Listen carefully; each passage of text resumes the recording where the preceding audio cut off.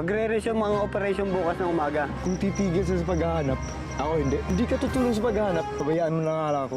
Uy! Pabayaan mo ako sabi! Kung hindi lang naman yung makakatulong sa operasyon namin, kayong papakulong namin dyan. Ako'y, makisama ka. Naligtas na natin si Celine noon dahil nagtutulong-tulong tayo. Pagagawa natin ulit yon, kung hindi tayo magkakanya-kanya. Kung may mangyaring masama sa kanila, di ko mapapatawad sarili ko. Libutin natin lahat ng mga ospital sa paligid. Kasakaling makita natin si Celine at si Josephine. Nak, hindi ako susuko sa pagiging mami mo. Ipinapangako ko, gagawin ko lahat para mahalin mo rin ako. Tulog pa siya. Chance ko na itong makatakas.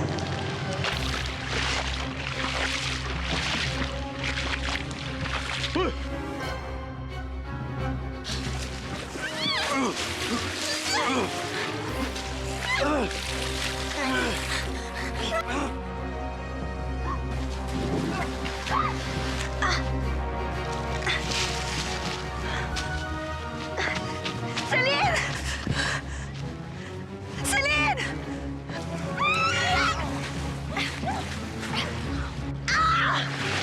Tita Josephine! Saan ka ba nagpupunta? Tulungan mo ako dito! Hoy! Sige, dali mo na yan! Parang hindi ka nakatulog kagabi. Paano naman ako makakatulog? Kasi hindi ko alam kung kamusta na siya, ano bang kalagayan niya, buhay pa ba siya? Huwag mo muna isipin yan. Basta importante huwag tayo mawala ng pag-asa.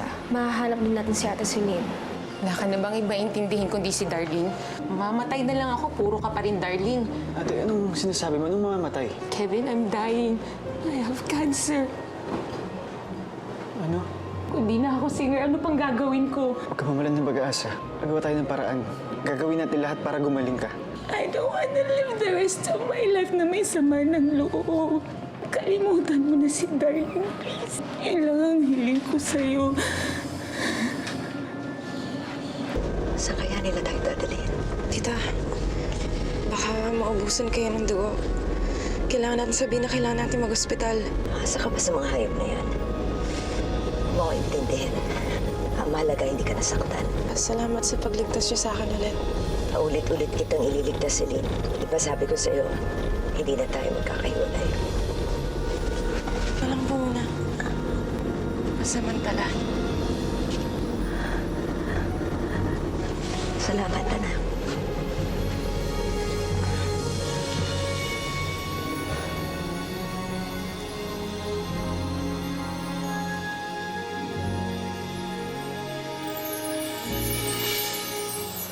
Pinaghahanap pa rin ngayon ang whereabouts ni Josephine Carter at ang pinaniniwalaang bihag nito na si Celine Buena. Kaugnay ito ng pagsabog ng sasakyan na pagmamay-ari ni Josephine Carter. Darling. Stacy. Ano yung emergency sinasabi mo? Hinahanap pa rin po nila si Ate Celine eh. Nag-aalala lang po kami baka kinuha siya na Tita Josephine tuloy siya nila yung sabi. Against her will? Kidnapping yun ah. Mukhang hindi niya yata naubusan ng trahedya pamilya mo. I don't know. I was thinking baka pwede ko sana i-cancel muna yung album launch hanggang sa mahanap namin si Ate Celine. Sige, I understand. Ganito na lang. Ako na lang bahalang kumausap dun sa promoter, okay? Go ahead. Yeah.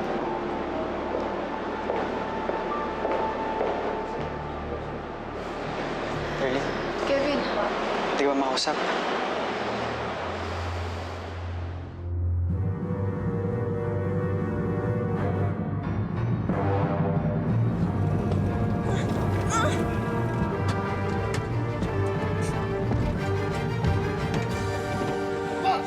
Aray! Aray!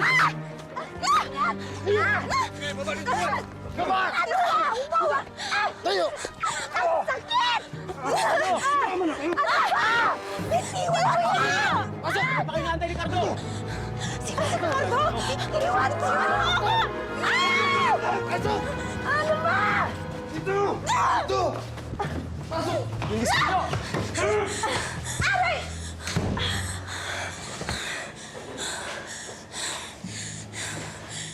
niyo ba nakuha yun? Doon, pakalat-kalat sa bundok. Wait, throat cancer? Oo. Mawawala na yung boses niya. Masaklap pa doon. Terminal yung condition niya. Oh my God. So sorry to hear that, Kevin. Darling, sorry ah. Siya lang yung pamilya ko eh. Kaya nung hiniling niya na huwag ako makipagkita sa'yo, pumayag ako. Darling, hindi ko siya matanggihan. Sorry kung hindi ko na nagagawa yung tulad na ginagawa ko dati. Sakit lang kasi kung kailan nagiging okay na tayo, saka naman ako papaalam sa'yo. Boss Cardo, andito na sila.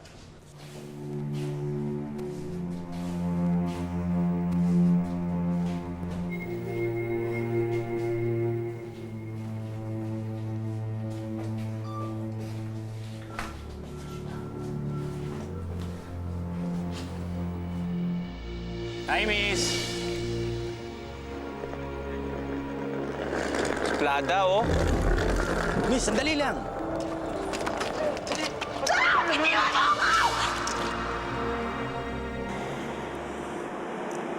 Darling, siya lang yung pamilya ko. Kaya this time, pagbibigyan ko siya.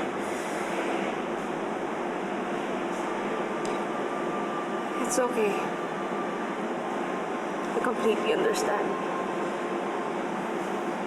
Pamilya yun eh. At sa lahat ng bagay, kailangan unahin palagi yung pamilya. Ayaw mo kasi magpasampol eh. Gusto mo sapilitan pa. Huwag mo saktan yung anak ko! Ano ba kailangan niyo sa amin?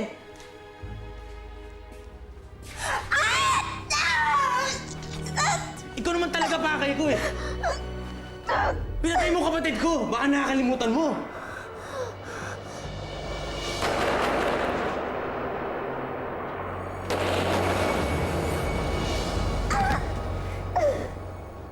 Binaril mo kapatid ko. Hindi ko pa lalagpasin doon ng ganun-ganun lang. Pagbabayaran mo to. Kayo ng anak mo. Si Ate Celine, hindi pa rin namin nahanap. Balitaan ko eh. Sana mahanap niya si Ate Celine. Sorry kung di na ako makakatulong. It's okay. You don't have to explain. I'm sorry kung hindi kita madamayan. Lalayo na lang talaga ako. Kung yun ang gusto ng atin.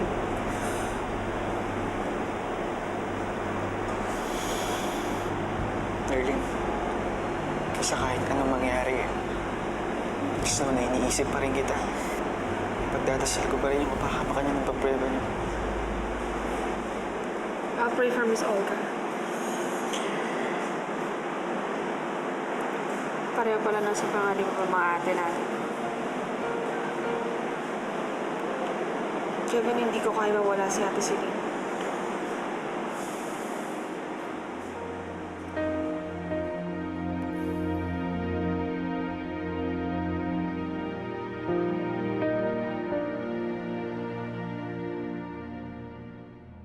Anjoy! Kayo mo na bala dito kay Mami. Bugbugin niyo kung gusto niyo. Warm up lang bago ko tudasin. Parang bala dito kay Tisay. No!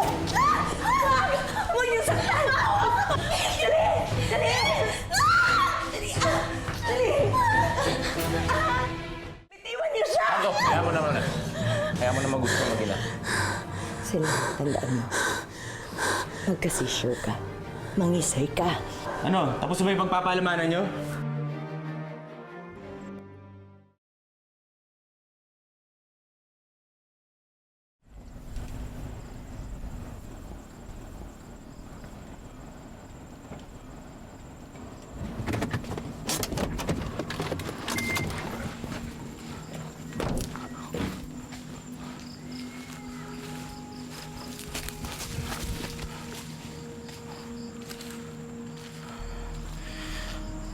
Parang may nagsiga dito. Init-init pa. Halika na! Tama na! Celine! Tama na! Bigyan ka na eh! Celine! Celine!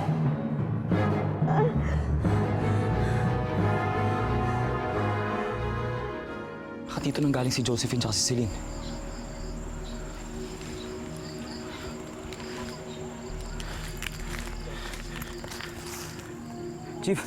Chief. Sariwan dugo. Malakas kutob ko, nandito lang yun sila. Malapit lang sila. Celine! Celine! Celine! Wag po! Please! Parang awa niyo na! Para mas masarap, paliliguan muna kita. Pre! Pwede na yan! Tara na!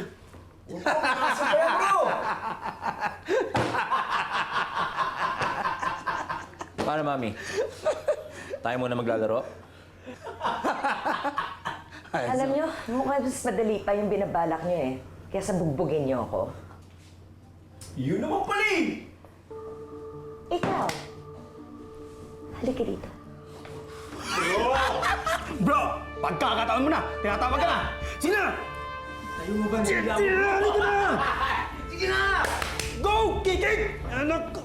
Wala ka na dyan ha! Ano na? Bayang mo yan! Ano? Tinatawag mo ba ako?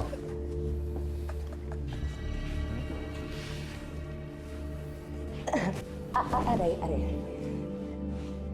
We're sorry, the number you have reached is not in service. Please check Jo, ano na bang nangyari sa'yo? Ba't ayaw mo sumagot? Ay, baka si Jo na to. Josephine! Josephine!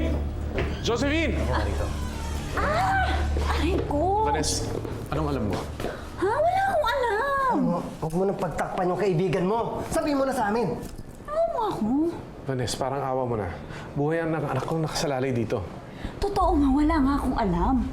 Kahapon pa ako walang kontak kay Josephine. Nag-aalala na nga ako eh. Paano ang lakas ng pagsabog nung sasakyan niya? Hindi ko nga alam kung buhay pa yun eh.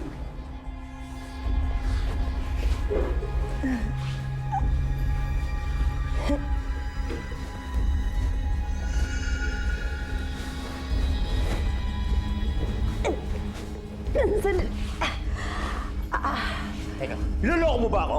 Ha? Niloloko mo ako? Ano bang sabi si ni Josephine bago mangyari yung aksidente? Basta ang huli namin pag-uusap, ang sabi niya, hahanapin daw niya si Celine. Kasi nalaman na nga niya na umalis si Celine kay Lauren. Hindi ko nga alam kung saan lupa-lupa hanapin niya si Celine. Nagmamaneho siya nung huli ko siyang makausap.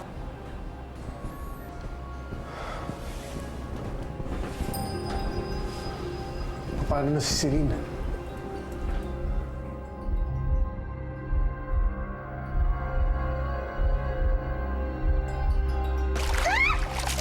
Madali!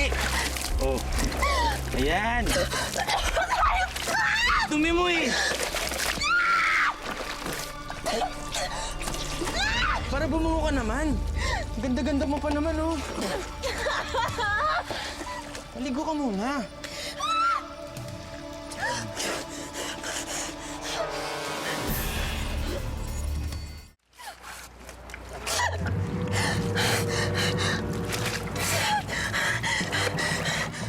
Celine, tandaan mo.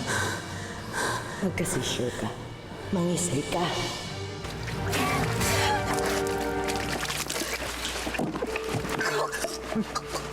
Ano nangyari, Bit? Bugso! Asa yung nanay nito? Basta sa loob! Basta ano nangyari?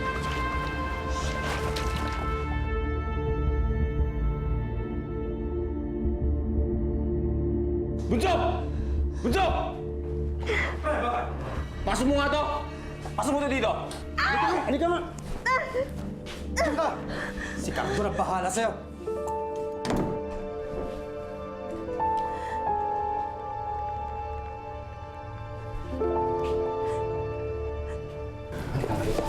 Ano? Sandali na! Ganun ka ba hila ng hili? Nagsisekreto ka sa akin. Ano sekreto? Huwag mo pagtakpan ng kaibigan mo. Hindi ko siya Sabihin mo yung totoo. tinatakpan. Nagsasabi ako na totoo. Nagsisinungaling ka eh. Sandali. Sino to? Sagutin mo. Ha? Sagutin mo! Okay. Speak up mo. Ate, ang daming ano. Hello? Vanessa, si Joe to. Jo! May dumukot sa amin. Sino? Asa ka? Hindi ako sigurado. Basta, isang oras mula doon sa kung saan nag-crash yung sasakyan ko. Carter yung pangalan ng dumukot sa amin. Kriminal siya. Si Celine. Tara si Celine. Jo, si Celine, kasama mo ba? Oo. May sugat siya. Pareho kami may sugat. Kailangan namin ng tulong ninyo. Iligtas niyo kami. Papatayin nila kami. Hayop ka! Jo! Tawagan mo ulit. Tawagan mo ulit. Walang hiya ka. Hindi ko nang tawagan eh.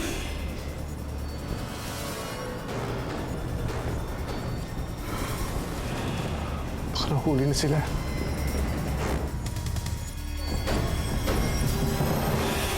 Akala mo maluloko mo kami?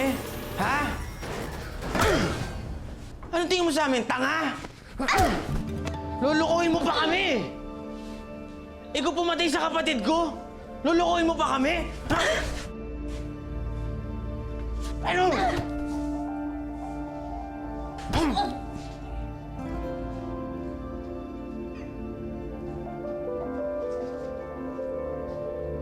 Anjoy! Ang dami yung mga pamalit nito.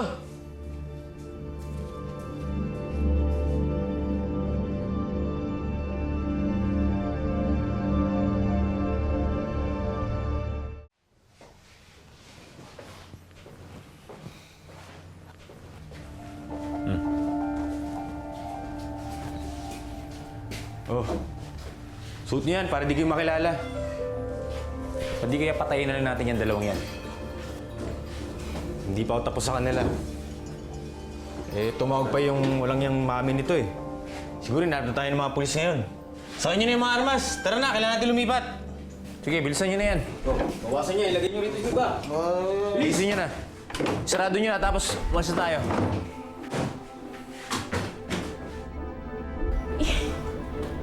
Ano nang gagawin natin ngayon? Gagawin? Sino ba yung lalaki yun? Sino yung kardo na yun? Kailangan na natin ipaalam sa pulis to. Wala na tayong oras. Pulis? Pulis? Sigurado ka? Mas mahalaga sa akin yung si Celine. Sandali, baka naman pwedeng may ibang taong may pag-coordinate sa police.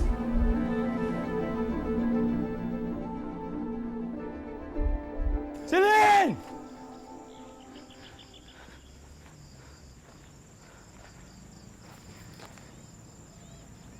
Chip. Bakas ng gulong. May ibang sasakyan dumaan dito.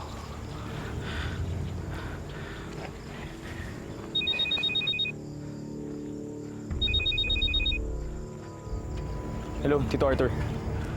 Tumawag sa akin si Josephine. Kasama doon yung si Celine. Ano? Nasaan sila? May tumukod daw sa kanila. Cardo ang pangalan. Cardo? May isang alias may kong wanted ang buong grupo nila sa holduping at murder. Teka po. Namumukhaan ko ito eh. Yung kapatid na napatay ni Josephine. Ipaalam nyo na to sa mga pulis. Papatayin daw sila. Chip! Kailangan natin mahanap yung kuta ni Cardo. Baka patayin nila si Celine at si Tita Josephine. Kailangan na natin maligtas si Celine at Tita Josephine. Men, let's go! Tara! Let's go!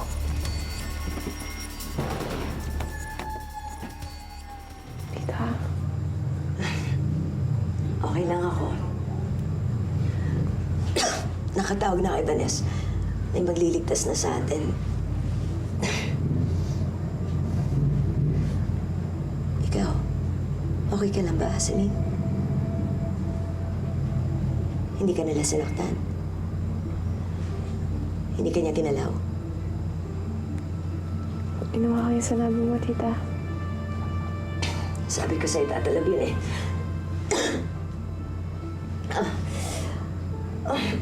Alam mo, yung mga yan, mga small-time criminal yan. Malalakas lang sila pero mahina mga ulo nila. Kailangan natin makatakas dito. Sana dumating na yung mga pulis para makatakas na tayo dito. Pero hindi natin sila kailangan hintayin. Hindi na natin sila mahihintay pa. Kailangan gumulag tayo. Tita, paano? Eh, nadala na sila sa atin. Hindi na natin sila maloloko. Celine, makinig ka.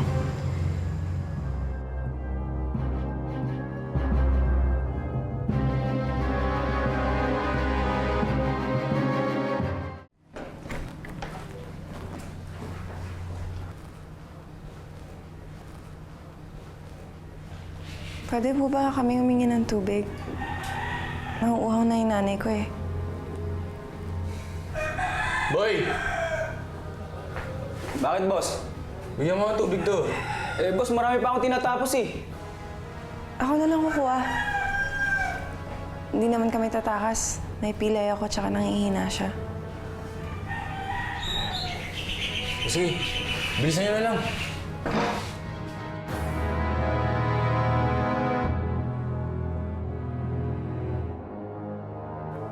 Yung sasakyan nila dyan sa labas, itatakas natin. Di ba marunong ka mag-drive? Marunong, pero paano kayo tatakas yung sasakyan? Yung susi, sigurado ako nandun sa lamesa. Isa sa mga susi yun ang sasakyan. Kukunin mo yun, ilalagay mo yun sa likod. Tapos ako na lang ang gagawa ng paraan para makasama ka.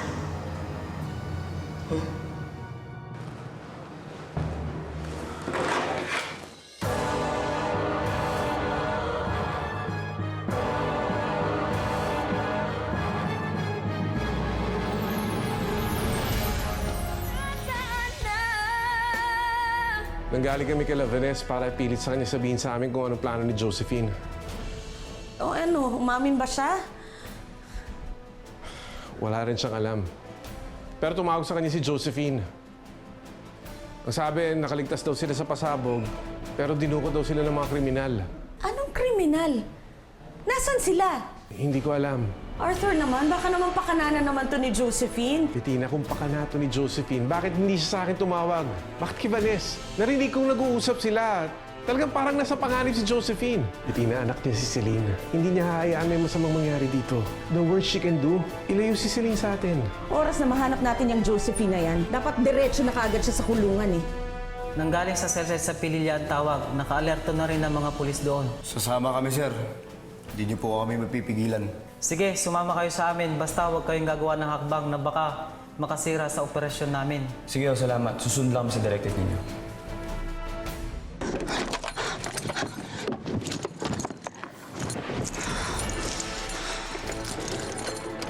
Wala siya dito. Sabi ko na nga ba, tatakasan tayo nun. Pag umalis ako ngayon, malulusutan ko sila. Makakahanap ako ng tulong. Pero paano si Tita Josephine? Ang alas ba ako? Nasa anak mo? Iiwan ko bang totoong ina?